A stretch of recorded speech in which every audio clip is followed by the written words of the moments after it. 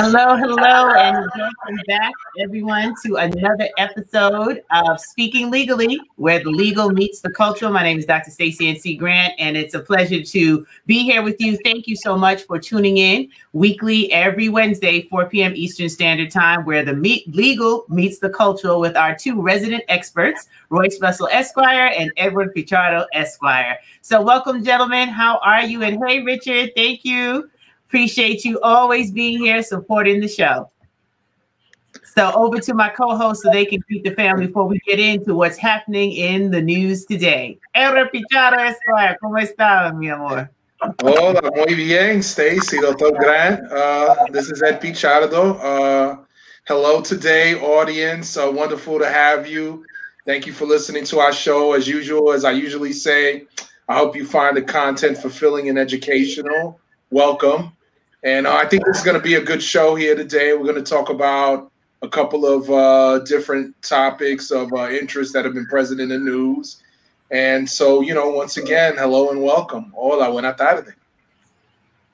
Welcome, everybody. Thank you for joining another session of Speaking Legally, where the culture and legal meets, and where Ed and I and Dr. Grant get a chance to tangle with the web that tries to deceive us as we look at things through a cultural and legal prism.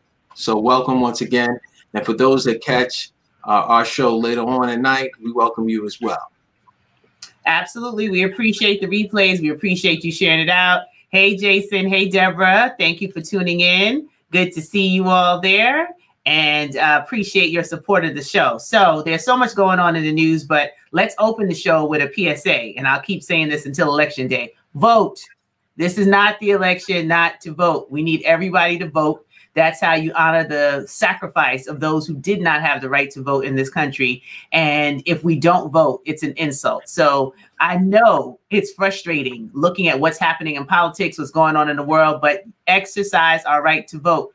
Please vote. At this point, you can vote early in some states. I know for New York, we start on the 24th with early voting. So make sure that you vote. So I just wanted to get that out there.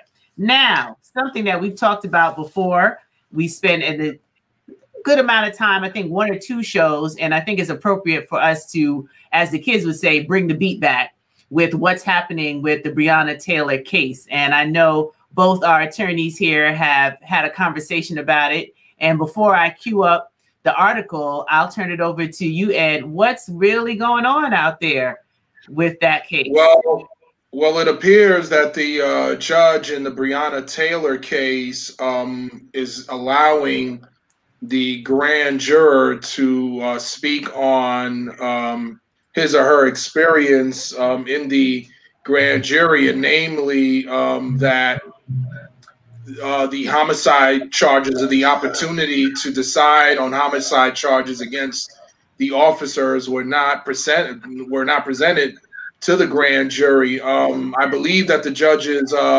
decision hinged on not only the importance of the public interest in this matter, but also the fact that the Attorney General commented publicly on the proceedings and allowed this grand juror to speak on whether or not he misrepresented what occurred before the grand jury to the public. Now, the reason why we're talking about this mainly is because this is monumental.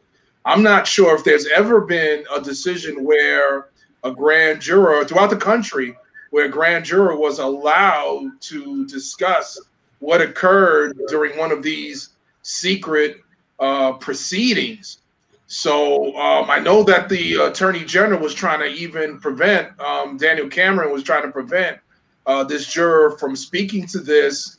Also, I believe there's a second grand juror that approached the attorney who was representing this grand juror, seeking the chance to also speak to the public.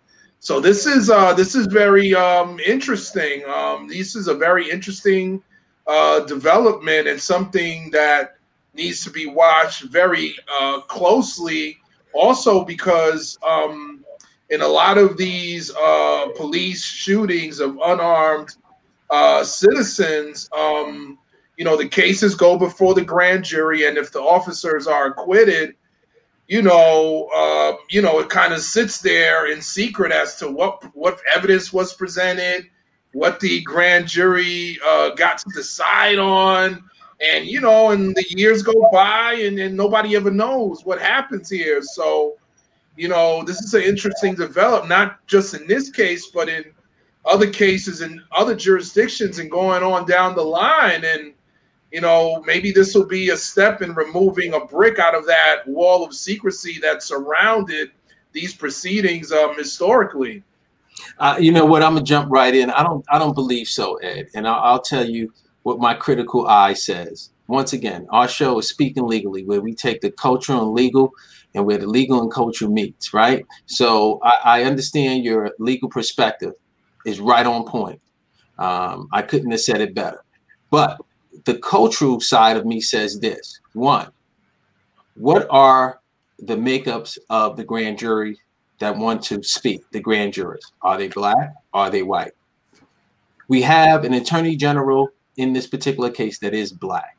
It is unprecedented for a judge to decide to open up the grand jury minutes. This is what I'm going to call and label it. This might be the black backwash. And what do I mean by that? I don't know systematically whether all of America is against the unfair treatment of people of color and the abuse of people of color. I would fair to say that there are some in some positions that are just tired of hearing it and will not accept it as it being the truth and the reality.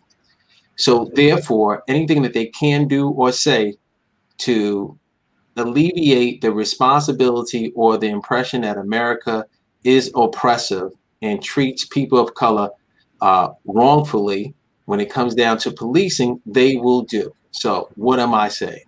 It would be interesting to see judges, black or white. We have an attorney general that is black.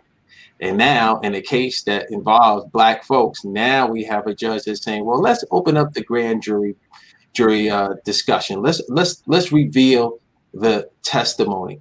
It is not unusual that a grand jury votes on cases that don't consist of charges that the public thinks should be brought. That's not unusual. The grand jury and those that are prosecuting cases, like I used to do, they make a decision as to what cases they're going to present.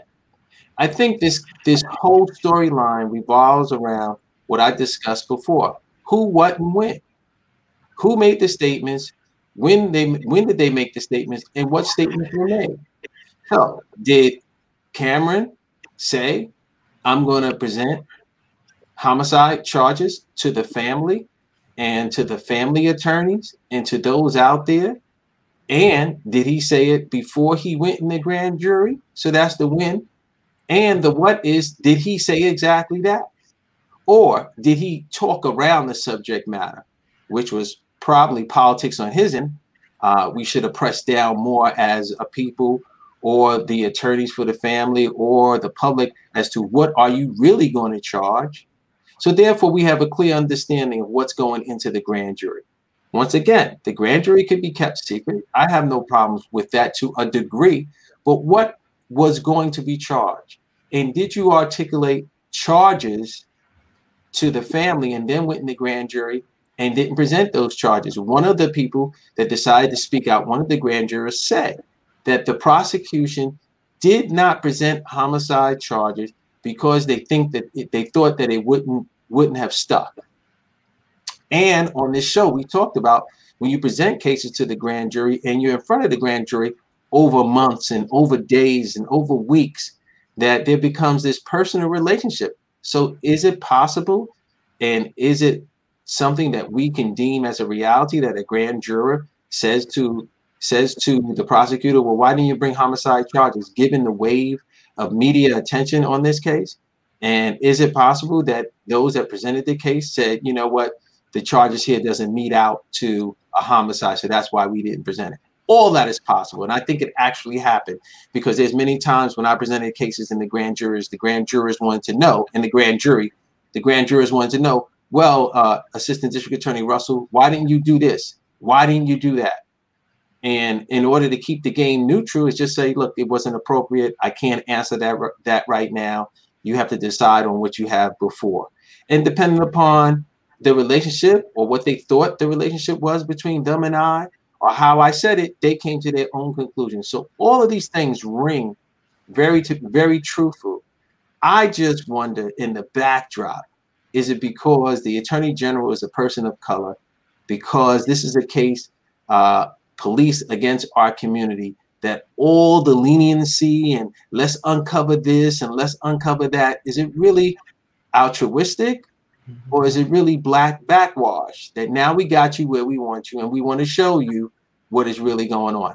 It's a thought, it's a theory, because I've never seen this before. No one has never opened up the floodgates for anybody to see any grand jury testimony, and no one has ever been in a position where they may have said A and have done and went and did B. So it's something to think about.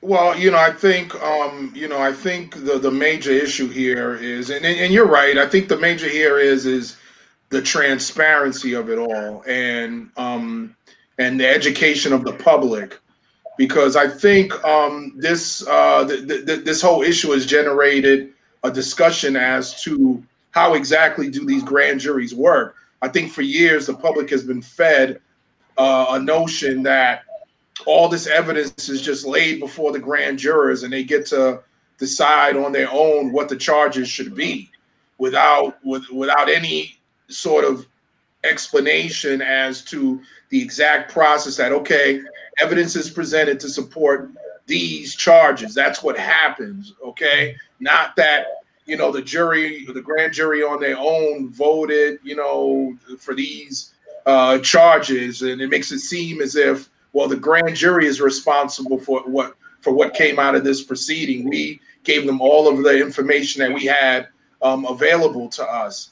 And I think this kind of, removes that notion, or hopefully removes that notion from the from the public's mind as to how exactly this works, and that this attorney general in this case, district attorney in other cases, city attorney in even other cases, it allows the public to understand that, no, this person has the ability to make certain things happen, to push, to present certain charges, certain evidence, and to do such things. And then, and I think that's where, the issue comes to bear, because for a long time, the idea has been, it was a grand jury that decided this. This is not really my fault. We gave them all the evidence, and this is what came out of the whole thing. And so,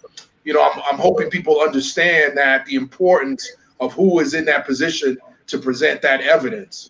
Well, I would agree with you, and I would say that there's two major issues, right? I think, and I'll reiterate, I think one is the legal issue. Now people are more educated on how the grand jury works, right? The grand jury is not a situation where the public ultimately decides, because the public doesn't really know all the charges in a criminal handbook. So they have to be fed it, and they can only make decisions as to what they are fed. But they are responsible for what they are fed, in essence of matching that up with the law. That is their responsibility. What I am very curious about, and looking at from a cultural lens, is that there's been so many cases where grand jurors have come back with no true bill and officers have walked freely. We even have the George Floyd case that's going on now in reference to what is going to be presented in the grand jury. And I'm just leery of the fact that politics is playing a role, or what I call black backwash is playing a role in that. Yeah, we got this attorney general, he's African American. We have this issue concerning African Americans. Let's go in there and let's rip this apart and let's get into it. So this way folks can see that, what's behind door number one in a very backhanded way. So, well, listen.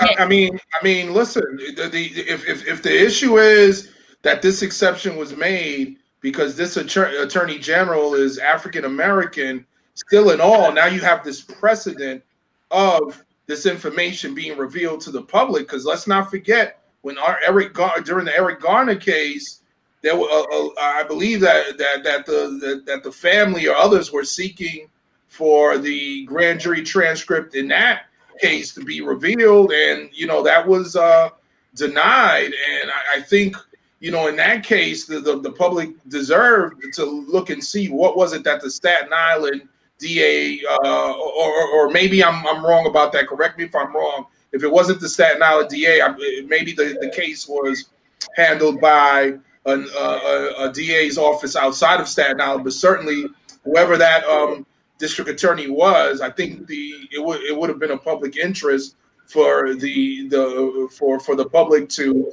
understand what exactly was presented to that grand jury. And that's my point. And that's my point, that the prosecutor in those cases was not a person of color. And so, are we really digging it down for altruism and really digging it down to get the truth, or are we really digging it down because you're not supposed to be attorney general anyway? And you know what? We don't really like these cases anyway. And so now we're going to dig down. Either way, it's a benefit to us as far as understanding, and for the community as far as understanding. But I'm always very cynical as to when things like this happen and why, what they put forward and what actually happened, because I don't see the media hysteria where it is mandatory, and I'll use the word mandatory, that certain things are revealed. Yes, the grand jurors have stood up and they do not want to be held liable, and I get that, and I'm all for that. And so therefore there should be some uncovering. But I'm just a little cynical as to why this case and why now. And I just want to add, because what both of you are saying, sorry. I just one thing, hold that thought for 1 second, because I know we have some other topics to discuss. But the Attorney General is claiming that he presented all of the evidence, and the other two officers, because it was justified, they were fired on. That's why he didn't present it.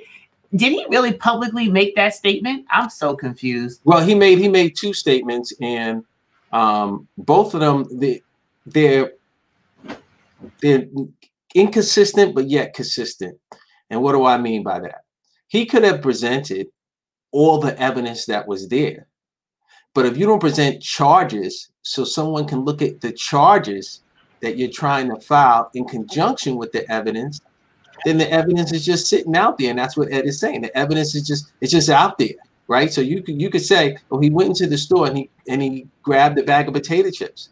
But if you don't articulate that grabbing a bag of potato chips is actually a crime, we just have the information that there's a bag of potato chips that that person grabbed. So if you put out information about how the officers were fired back, and they fired back, and you never put out charges or never elicit the grand jurors to think about charges of homicide or reckless endangerment or reckless or negligent homicide, and then also put out on the other end, because the scales are supposed to be balanced, but we all know it's not balanced, but for the sake of not having the grand jury indictment overturned, put out information and put out the definition and have the grand jurors understand the definition of justification, then I think you're falling short.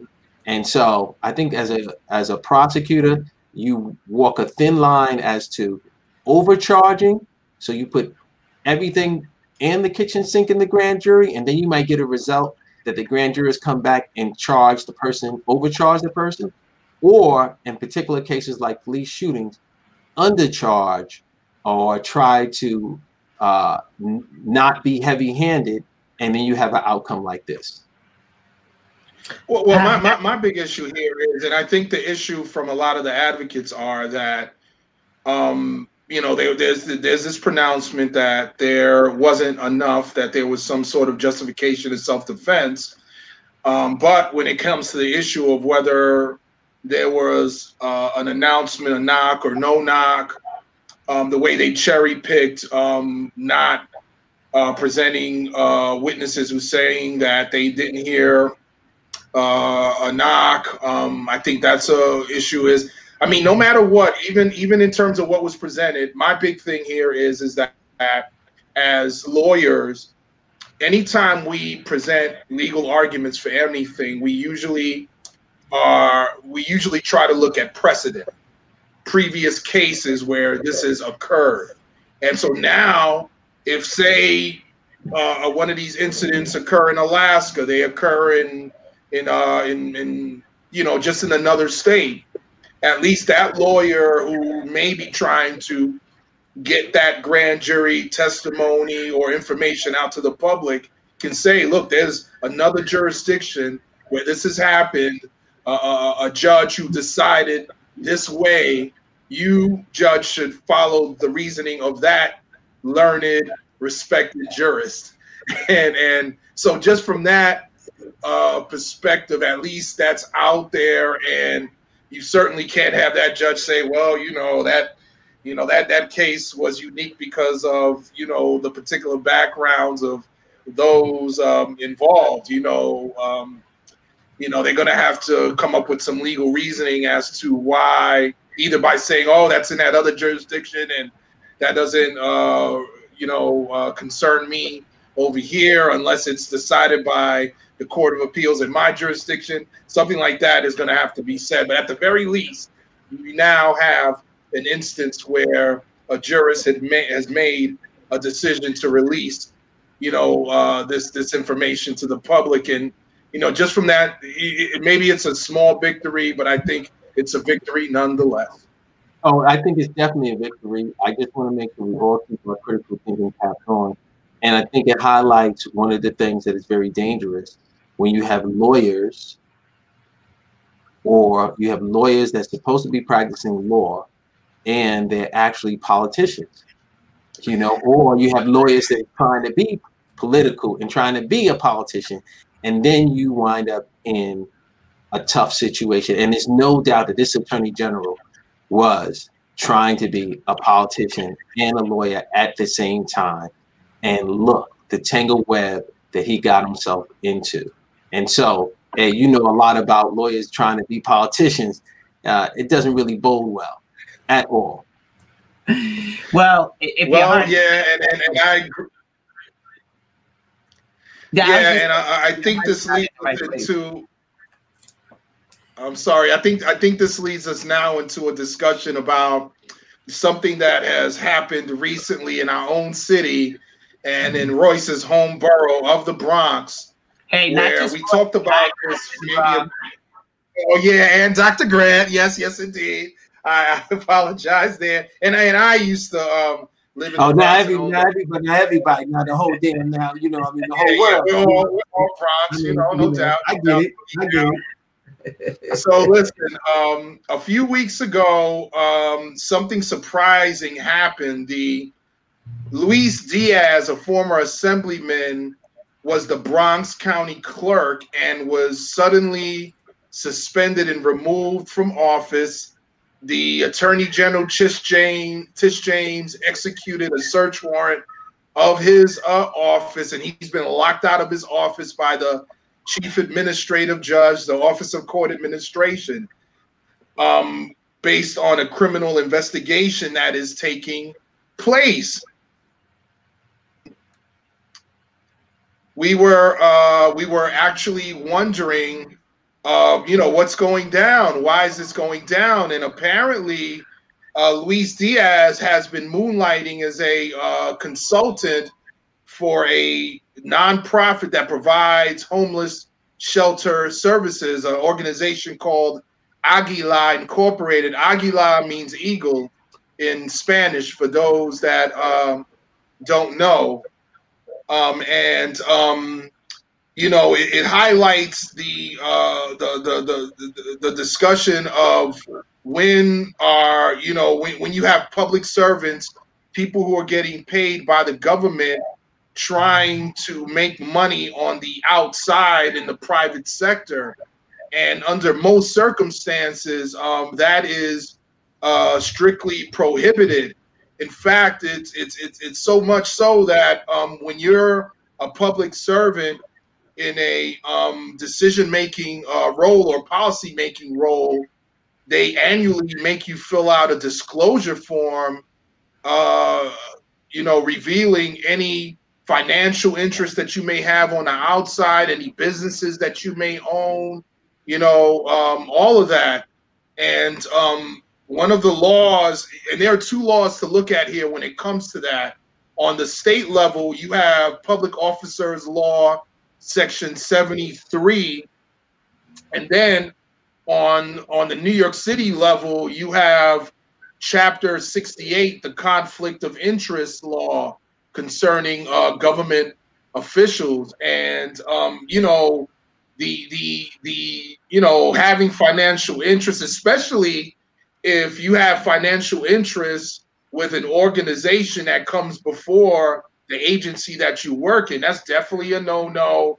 And right now, Mr. Diaz, the head of the non-profit Aguila, the head of that non-profit, the CEO, Jenny Rivera, who is a lawyer, who used to be legal counsel to the Bronx Borough President, Ruben Diaz, has recently been replaced as head of that organization. And so she's under investigation. I don't know what's going to happen with her law license. You have some very serious allegations here, running from bribery to the filing of false instruments, to possession of stolen property. I mean, it's really serious. And may I interject? May I interject briefly? I just want to make sure that our viewers understand that as a public servant, right, you're not supposed to have these other sources of income. But if you do, you're supposed to, as you said, be very truthful about it. And the way the world normally works is that you work as a public servant in these areas of influence.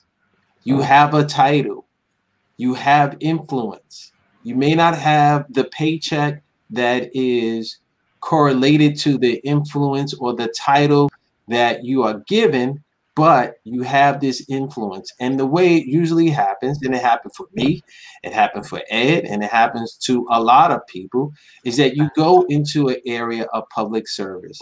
So that might be you become an assistant district attorney, or you work for Legal Aid Society, and you're not making that money that those are making in the private sector. But what you benefit from that is that you're giving back to the community. You're trying cases and litigating cases at an early age. You really get into the bottom line of what's going on in society. In my case, you're trying homicides, and you're trying homicides, 4 and 5 homicides a year, or 2 or 3 a year.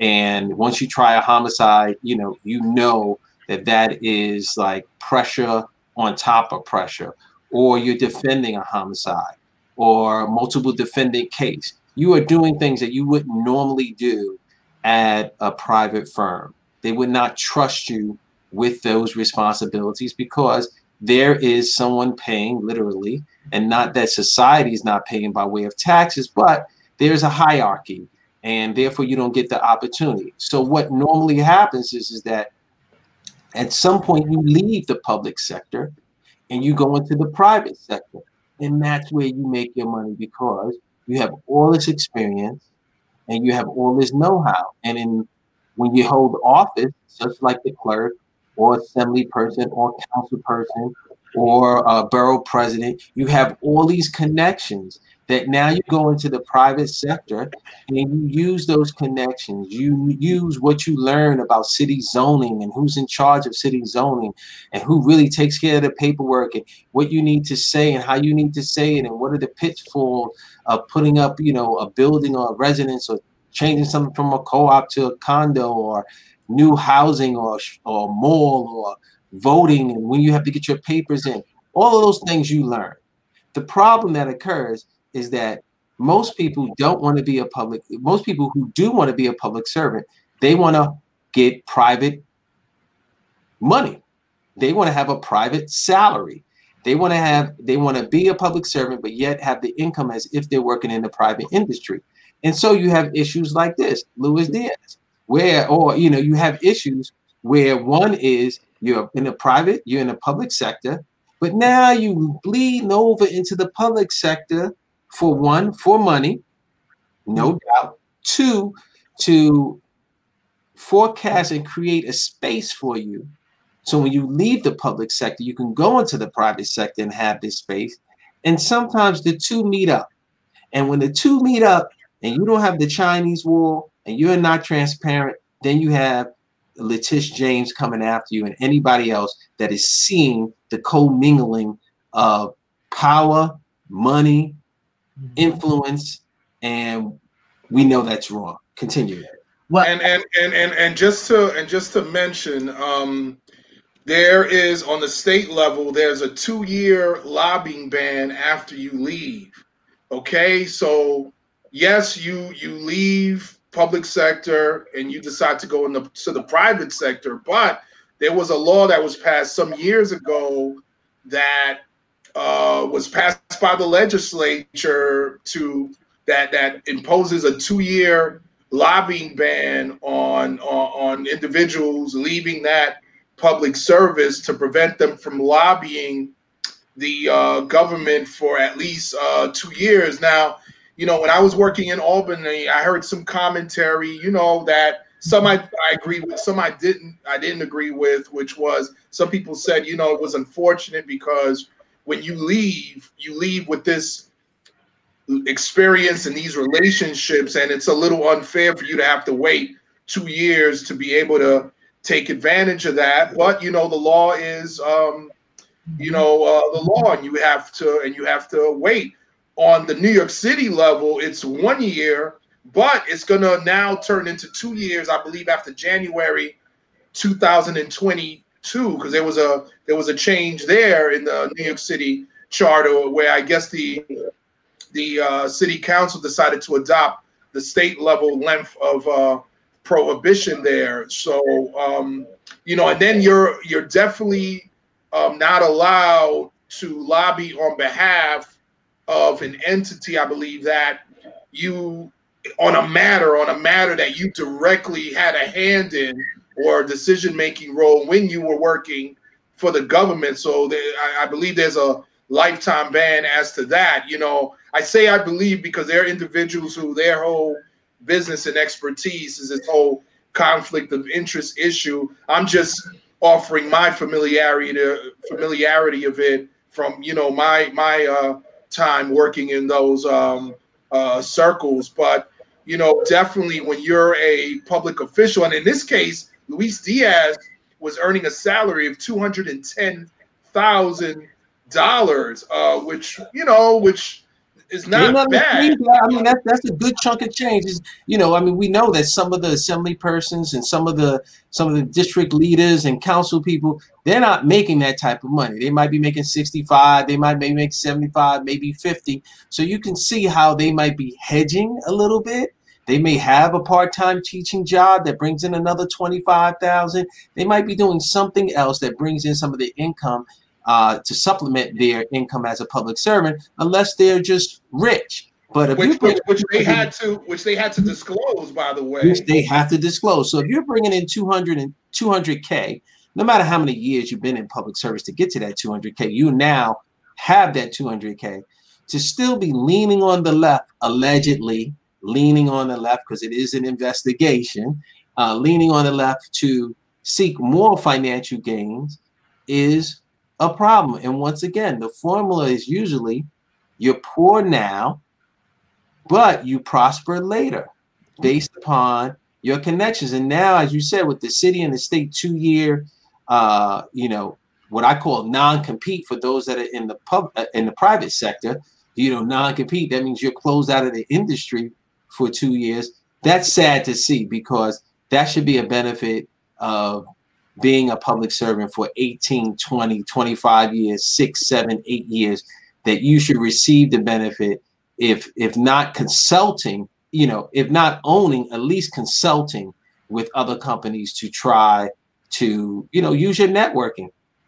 And this is, this scandal is big because as the article mentions that we have up now, this organization was given a $250 million contract. That's $250 million right there. We're not talking about some chump change here, in terms of and this directly this directly affects the public because all of us who live in the city see the the level of homeless in the community, you know, the services that you hope are being offered to folks, and you say to yourself, well, is the city picking the best people to provide these services, or are they instead allowing those services to be handled by individuals who quote unquote are connected?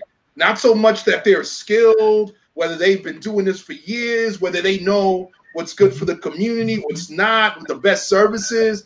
Are they themselves offering the maximum to these folks, or are they more concerned about getting their little cut and then giving the folks in the community the remainder? You know, all of these questions, you know, come up. I mean, you know, in Albany, it comes up a lot of times when you have, and I'm not sure if the public is aware of this, what happens is if you're a member of the legislature, you get appointed to a committee, and that committee hears legislation in a particular area of interest.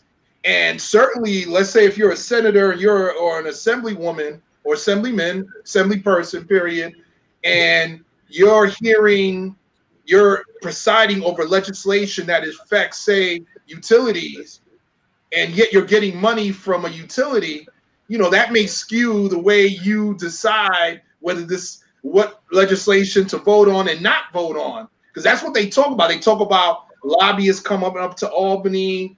They're talking about, you know, you're talking about contributions from certain industries. And so it's easy for that stuff to bleed into improper influence.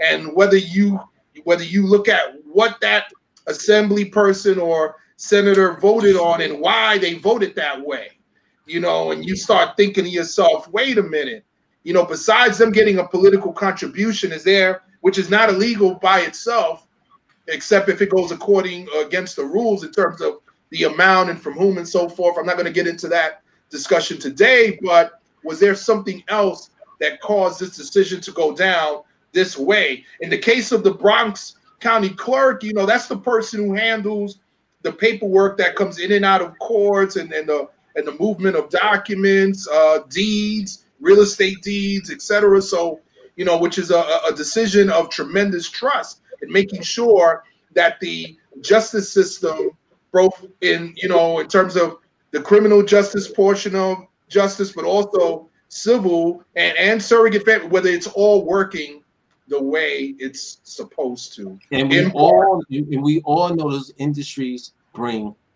a lot of money into the county. When you're talking about surrogates court, and you're talking about estates and administration, and you're talking about property, you're talking about money, and everybody in the Bronx don't live in the projects, right? The Bronx is not made up of just projects. And even if they did, there's a lot of land to be used in a lot of areas called gentrification. And that county clerk plays a role in all of that. I just want to highlight the fact that we're talking about millions of dollars in city contracts. The money, the disparities that we continue to talk about in our community. Here's a case where, Ed, according to some of the other research you've done, there's some other people who are in jeopardy of going down with this scandal. So it's more than just the clerk. This is like, it's terrible because it's insulting to the hardworking people who want to do the right thing, who become certified to do business with the state and the city. And then they find out about something like this. I mean, there's so many ways that this is just damaging to other businesses who they want these contracts and haven't been able to get them. And then they were accused of not even having a decent facility or services, that it was rat infested. Like, really? Yeah, well, absolutely. Vinny will always play a factor in here. You know, as long as you got a cousin and his name is Vinny, they're always going to get the contracts. I mean, we know that, and we fight for that, and that's why we have, you know, Black Businesses Matter, and that's why we have all those movements, because we know that nepotism is never, ever, ever going to leave. And so, yeah, Shawnee said it right. Good grief, Charlie Brown. Exactly. It's just, it's too much. So now this other provider, you already talked a little bit about this, and it's going to peel back the layers. I think what's happening, in addition to all of what we're experiencing in 2020, a lot is getting exposed. So folks really need to get their stuff in order because everything's coming out. Well, you're getting the exposure and the highlight because you're looking at budgetary concerns, right?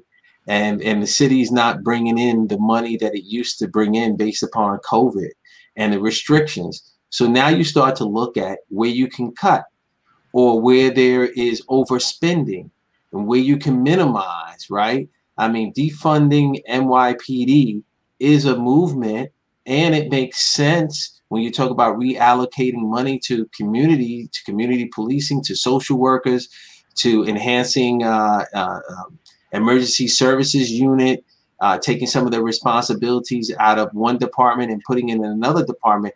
But when you start talking about defunding, you start looking behind door number one, whether recruiting a smaller class when it comes down to NYPD, then you have to start to do that in every agency. And so when they start to pull it back and they start to peel it back and they start to look at, well, where's this surplus? Where are we spending frivolously? And where do we need to kind of hold on to our money? It's funny that the picture that you show of the woman that is being investigated, the name slips me, it almost looked like she's in jail already. You see like lines on both sides of her image, and she's there like, you know, this might be foretelling of the future. You know, I mean, nice photo, but it is symbolic of if this investigation goes the way that the Attorney General wants it to go, there's going to be a lot of people that you know, the white on the end is going to be black on the end. You know what I mean? There's going to be a lot of metal in between because the city doesn't play, as I say, as an attorney on the business side, don't play with my money. Just don't play with my money. Well, listen, I mean, you know, you're a former prosecutor, you know that in many of these cases, what will end up going down is they will say to some of these individuals, look, listen, this is what the evidence that we have against you. Are you sure that you're the only individual that's involved in this? We have a feeling that you're not. You know, are you willing to discuss the role of others? And that's where, you know, you start seeing that domino effect of. Yeah, that's that favorite saying called snitches avoid snitches avoid the switches. That's what I say. Forget the stitches. Snitches avoid the switches. When that electric chair or when that punishment come, or when Pop go, yo, give me that switch over there, he clear the leaves off of it and says, yo, who broke the lamp in the living room? Well, if you switch, you avoid the switch. That's for sure. And so that is exactly what is happening here. Well, Jason made a good point, and that's exactly what our Attorney General here in New York is doing. Every agency is under fire and trimming the fat. They have to look at the value investment and ROI. And Attorney General Tish James is very clear that this criminal probe is going to go deep. So watch out. Let's see how deep it goes. I mean, sometimes I'm a little skeptical. Well, here you go now. Now I had the skeptical hat on when we were talking about Breonna. Now here you go. You want me to throw you a hat through the screen, so now you can put your skeptical hat on when it comes down to everything is not what it seems in New York politics. How we throw out the frontliner on the newspapers, and next thing you know, you see the guy standing right next to you in court. You're like, yo, what's up, money? Hey, what's happening? I thought you was under indictment. What you talking about, Willis? Well, listen. The reason why I say that is because I think, you know, the governor has done a great job during this pandemic handling this issue and informing the public. But I remember some years ago, there was this big scandal called the Buffalo Billions. And a member of his staff was deeply involved in that. And a lot of observers were wondering, well, is this going to touch the governor at all? And for some reason, it just didn't. For some reason. I mean, listen, I'm not privy to all the evidence, so I'm not going to say he had a role. I hear what you're saying, and as you say it and you start recalling history and start bringing up things that I can't even remember, your beard is growing further and further out. So I mean, you know, I'm checking that out too. But remember, and I know exactly what you're saying. Remember, there's a difference between those who are anointed and those who are just appointed. There is a difference. Como is anointed. Diaz and the other woman that looked like she was behind bars already, they just appointed. And there is a big difference. Well, and that's what I'm talking about. I'm talking about the profundity of this investigation and how deep it's going to actually go. Because if it touches somebody that's too high, that's pole is going to be long enough to touch them. That's right. And they're going to have to just retract it so that it can touch those that it's allowed to touch. I'm with you 100%. And that's why there's a difference between anointed and appointed. When you're anointed, you could climb up that tree, and then somebody standing there waving their finger like, no. Then you got to climb back down. And then while you climbing up, you just start knocking off those that's anointed. And that may get you, the publicity and make it seem like you did something, but you really didn't do anything, because the person that's anointed, like I said, is standing next to you to court. And you're like, yo, wasn't you just... I don't know what you're talking about, Willis. You know what I'm saying? It's just like with Governor Christie across the water in Jersey during that Bridgegate scandal. It was like, wait a minute, when is this going to touch the gov there? And somehow the pole wasn't long enough; it just couldn't touch him. How about the guy in New York? What's the guy that had the issues with putting his personal parts on the computer, and he just got finished doing some time in jail? Oh, the esteemed Congressman, Wiener. What a name, Now, Wiener has popped back up. He's doing something in the private sector, and they're talking about, are you getting ready to make another run, or you see yourself coming back? Come on, man. The anointed versus the appointed is live and kicking. It is so real.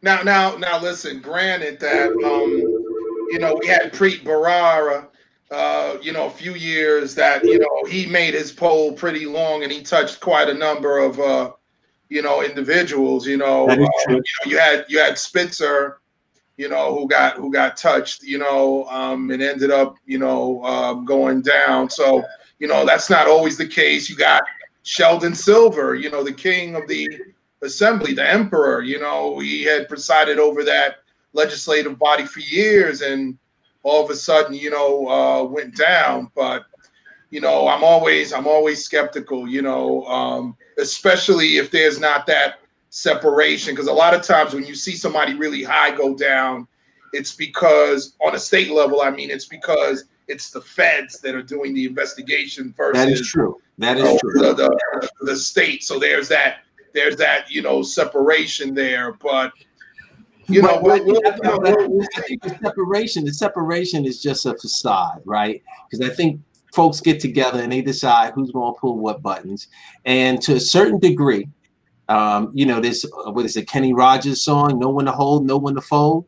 You see it coming, but you've been there so long and you've done so much damage, and you did it, as Frank Sinatra says, my way, that you're like, you know what, I got this, and then all of a sudden. Ding dong, the witch is dead. Get hit in the head. You know what I mean? And now you got a problem. And now you got a problem. And now you're standing in front of somebody's courtroom.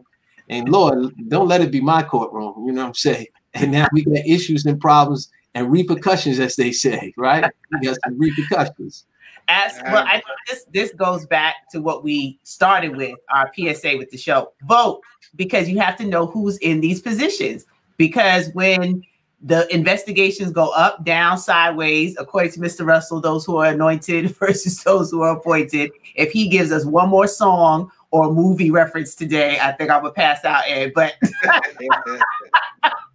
but it's the truth. And Deborah, I want to go back to something that Deborah was saying, because we get it. We see what's going on. Keep your eye on the prize, not just in New York, all over this country, what happens on the state level versus feds coming in to do investigations on improprieties, people that have been practicing nepotism real well. There's a lot going on, but you want to be educated, and that's what we do here on the show. But I want to scroll back up to Deborah. Deborah had a question or a comment with defunding and saying that there were other problems that have become larger problems. And we just want to acknowledge that we heard you, Deb. There's a whole lot associated with what needs to be done. Reform is just not one singular piece to the puzzle. There's a whole lot that needs to happen. And Jason has been hitting it on the head with follow the dollar. Follow the dollar, you know, when it comes to politics and who gets away with what and what's exposed. And Richard, that's your brother. So yes, we're going to look. I think what Jason said and what everyone said, you know, there's power in information. And I want our viewers to understand that we still live in a world that if you think as a person of color, you could take 2 inches, don't take it. Don't look at the next person who is not of your ilk and see them take 5 inches and think that you could just take 2 and everything's going to be all right. Because you'd be surprised how they come after you. Meanwhile, the other person is on, you know, every social outlet doing everything that is under the sun that is illegal, and they keep on moving. We just have to be very, very conscious of that. If nothing else, we have to be extremely conscious of that. Yeah. Well, I mean, I also want to touch on something when it comes to the defund, and you know, I think something that needs to be made clear with that is that, you know, most of the folks in the community are not saying let's defund the police, period. I don't think that's what folks are saying. What folks are saying is they want to make sure that whatever money goes to that particular governmental agency is the proper amount of money that's properly utilized to benefit the community. You know, most of us live in communities where, you know, crime is at a certain level, and we want some level of law enforcement. Law enforcement, not law harassment. You know, protection, not harassment. Okay, so yes, I want there to be some officers in my community. I want to be able to call if something happens and say, could you please come? But that doesn't mean that I want you to come in and tell me that I have to choose between harassment and safety. That's too stark a choice. And I think that's something that whole phrase came from the right. It's like an exaggeration of a very good and rightful position, which is what the community is asking for. The community is asking to be treated fairly. I shouldn't have to make a choice where, well, either you pick this or that. This is not, you know, black sheep, this or that. All right, this is. See how it's catching on? You see how the movement is I'm on the bandwagon. Nobody say anything about my man quoting black sheep, you know, this or that. This or that. You know, this is not that here. You know, we are allowed to say, listen, you know, I want cops in my community, but I don't want them to come into my community and tell me, get upstairs. And I'm like, well, wait a minute. I'm 50 years old. Right. Why are you telling me to treat me this way? You know, I pay my taxes, you know. And I think there's in power in what you said, right? You don't make the choice for me, Mr. Officer. I make the choice, or we make the choice together. And that's a different. And this is one of those situations where a tagline, you know, can, as you say, go too far or get misconstrued or create a movement on his own that, without looking at the substance of it, is a problem. And that's what we're here. We're here to look at the substance of the situation. That's what we're all about. We're going to look at the substance, give the information, use our critical eyes and ears and the smell test, and try to break it down. Absolutely. Exactly. And just, I'm sorry, go ahead, Dr. Grant. No. You finish your thought. Oh, and you know, and I was touching on something else that Royce mentioned. You know, you have a lot of veterans in government too. You know, you have people who are extremely experienced at what they do, and they do it well, and they've chosen that life because what they've decided is, you know what, I'll forego the money for the power and influence and the trust of the people to offer what I can to benefit, you know, the members of my community. And they make those choices, and there's room for growth in government. There's stability. You know, you gotta You got a good pension. It's normally it's a unionized job. There are protections. There are due process. So I don't want to say okay, only for the young people, because I've quite often met people who that's their life, and like Mr. Diaz, he was making $210,000 a year, so he was in a position where he was making a relatively decent salary here. You have people at the DA's office who've been there 30 years, the U.S. prosecutor's office, been there 30, 40 years, experience, good, decent, well-paid, or relatively well-paid, influential positions. But that comes with the understanding that, you're not supposed to be here improperly double dipping, because in some instances you can earn some income outside, but you have to make sure you're disclosed. You have to make sure it doesn't improperly influence what you do for the people. Okay. And as long as you're, observing all that. And I've heard some people that are in the private sector say, listen, I'm not ready to undergo that level of scrutiny. I'm comfortable where I'm at. And that's the choice they make as well. Some people leave because they can't stand all of the rules. I can't accept dinner from certain people. I can't, do some of the things that I would normally just do. You have to kind of, understand that there are some restrictions, but outside of that, the rules are the rules, and it is what it is. But in many of these cases, when you look at some of this stuff, all you really see is just a high level of greed. People who just weren't satisfied with what they were getting from the taxpayers, and so I don't feel sorry for these people at all. Well, to be continued, because there's so much more. And when I think about the scandals that have hit Southeast Queens, right, because of some of the same things that you just mentioned, and not governing yourself accordingly or getting caught, because to the earlier point, you weren't anointed, you were appointed, and people have gotten caught in the fray. So a lot of lessons to be learned.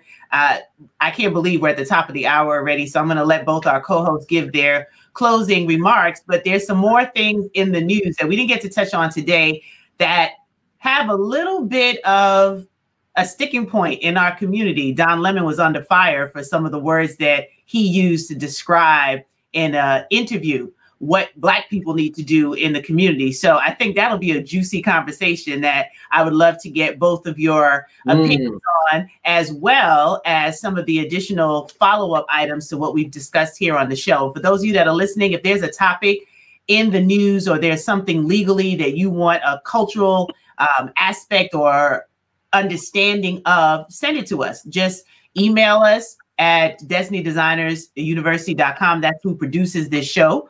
And you can let us know what your questions are, or just send direct messages to Mr. Russell, Mr. Pichardo, or myself on Facebook and our other platforms, and we can go over some of that information as well. So we want to thank you, Jason, Shawnee, Richard, Deborah, everyone that's tuning in live, those who are catching the replay and sharing it out. This is to keep you abreast and to also remind you that you have two attorneys who practice every single day here in New York City and in New Jersey and wherever they're called on to be experts in advising in other cases that are happening across the country. So they don't just pretend to know this is what their life's work has been. So if you need resources, if you need someone to advocate for your justice, you have two people here who can do that. So directly contact them on their website, RoyceRussellEsquire.com, or the law office of EdwardPichardo.com. But we appreciate you being here. Thank you for tuning into the show. Jason, I just saw your comment about Don Lemon. We definitely have to revisit this because it should be an interesting discussion on what your perspective is. And he's not the only one. There's so many things going out there, but I just wanted to throw that as a little teaser. And we're also looking to have some special guests come on when we talked about the trauma that as Black people we're facing and experiencing every time something else happens in the news with unlawful police stops or deaths. So over to you, Senor Pichardo Esquire.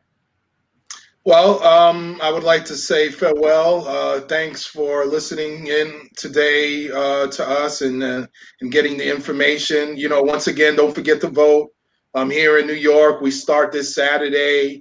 You know, find out the times and locations of your polling place so you can vote early. I plan to go in and vote this Saturday to avoid a long line on election day and to physically vote for that so that my ballot is definitely counted on election night. Por favor, salgan a votar temprano este sábado, el 24 de octubre.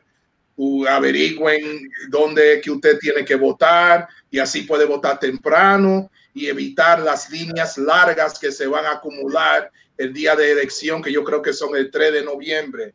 So to my people, to my Latino community, please vote early, and farewell. See you soon. See you guys next week on Speaking Legally. Take care. Be well.